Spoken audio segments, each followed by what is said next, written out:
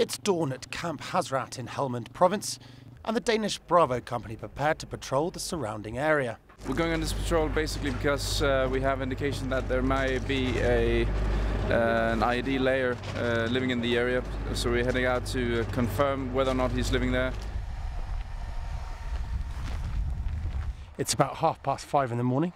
The sun is just coming up. At the moment the temperature is bearable. We're being very careful on patrol, sweeping for IEDs, making sure that there's nothing in our path. At the moment we haven't come across anything. We're going to be going into some compounds and questioning nationals to see if they've got information, but at the moment all is quiet. Nice and easy. Nice and easy. Right now we're pushing into a couple of first compounds. We just discovered that 2 compounds are interlinked. There's women and children inside, so we're using the owner to have them safely removed for cultural reasons and starting to search. Often insurgents place explosives in narrow channels where soldiers are forced to pass, like bridges and compound entrances. So, to minimise the risk, the soldiers use ladders to climb the compound walls. Once inside, British intelligence officer Nick and interpreter Niazi talk with the compound owners. They're originally from a place called Myrmidab, which is just to the east. Obviously their livelihood was there, but now the fighting's just too much. They've moved to Sidon, where they've occupied a single compound. We just had 2 guys there that more or less shying away from actually speaking to us, and that's not entirely normal, especially when we enter the compounds. It's a known fact that youngsters are paid and used and threatened into working with the insurgents as scouts, and normally we can match the price and go even higher, so maybe we can actually get some information out of them in some way.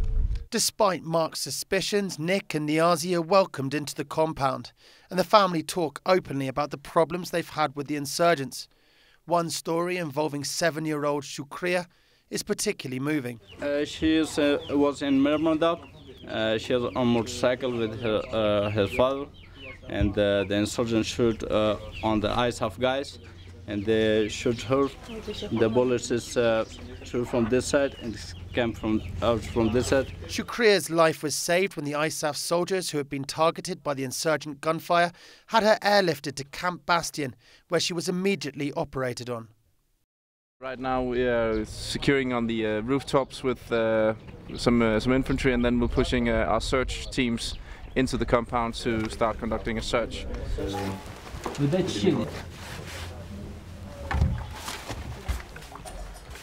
At first, Niazi finds nothing, but then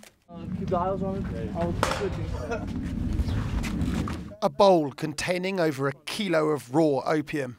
Growing opium is illegal in Afghanistan. It is. Still,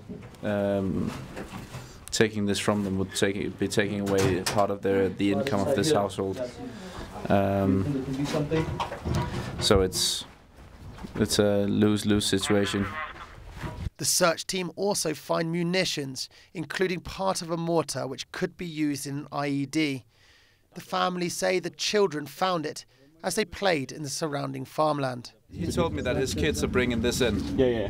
I need to do a Charlie 1 form on the guy who owns the compound where this was found, and the kids as well. Yeah. This compound, who's specifically, who is it? Who's that? Okay.